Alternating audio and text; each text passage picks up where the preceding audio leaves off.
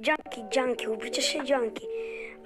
Ако да, и си фен на БМВ, вече не. Като вървях към нас, ако видях как с ученика ми прави глупости. Питах му, го правиш, бе? Другите и ми каза, бе, ти си сляп. Не виждаш ли, че Джанки летят, БМВ-та трошат, децата реват, родители се досват. Джанки летят, БМВ-та трошат, децата реват, родители се досват.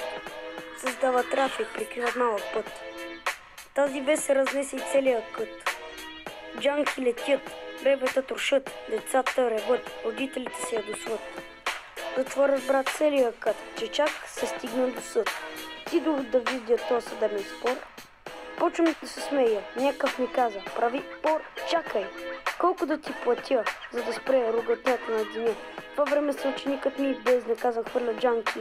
Идва госпожа Танки и каза, че това не влиза в никакви рамки. Да виждаш, че Джанки летят, бебета тушат, децата реват, родителите се ядосват.